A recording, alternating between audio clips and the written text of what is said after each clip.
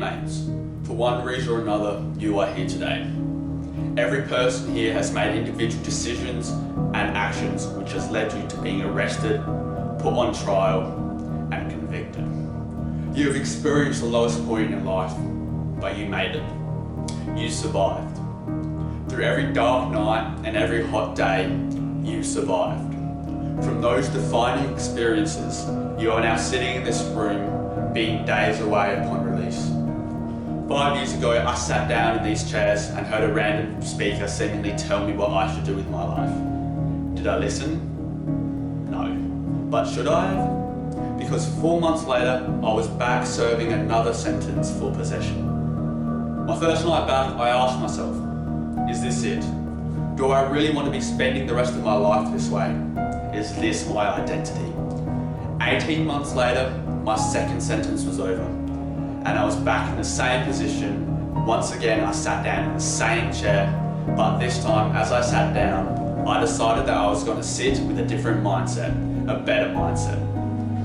I was not sitting down to hear another speaker talk, but I was there to listen. They knew something I didn't. As they spoke and they talked about life and desires, the one thing that stuck with me in my mind was that there was a thought of finding your own identity. Now, I'm sure that once in your life, you have felt that nobody understands you, that nobody has seen the things you've seen or done the things you've done. This thought isn't far from the truth. Incarcerated personnel are a part of one of the smallest minorities in the world, 0.2%. 0.2% of the population have experienced imprisonment.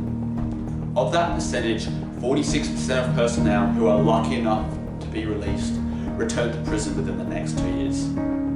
40% of the personnel who are lucky enough for the opportunity to have a new start basically throw it away.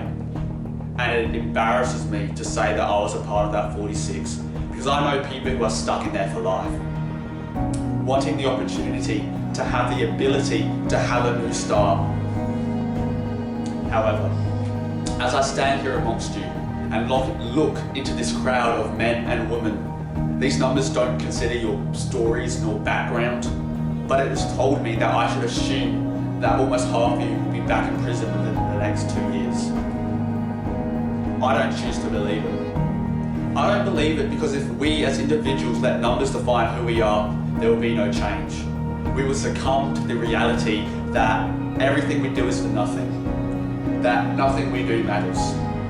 But if you are to have this philosophy, you are mistaken. You are mistaken because there is a possibility to change within all of us. Deep down, we all have a desire for something more, something better. If I did not find this change within myself, I would have believed it to be impossible.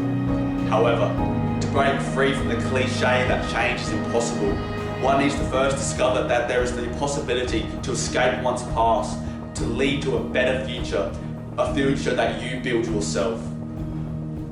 The way I built myself a future was by becoming a parent.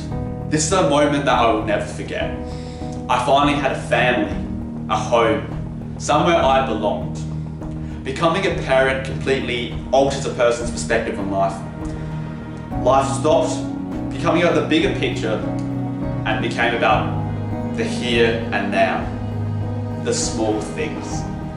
The small things like waking up in the morning becomes an opportunity for new memories. Being able to see your child grow up makes every day meaningful. Hearing them laugh, seeing them smile, is an experience worth more than life itself. These small aspects of life I cherish allowed me to find my identity, that of a family man. Although it wasn't what my younger self envisioned, it was where I found inner peace.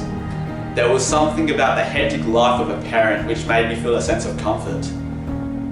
There was one night I finally understood my purpose. I was in my room, looking in the mirror, and I asked myself, is this it? Do I really want to be spending the rest of my life this way? Is this my identity? As I stood in front of that mirror, I finally knew the answer to those questions which had followed me from that cell. As I stood there accepting my new life with open arms, I finally knew who I was. I finally knew my identity. I accepted what my life was in that moment, the same way I accepted it 5 years prior. We are always able to grow as long as there is time left in the world and air in our lungs. This is my story of how I found my fuel.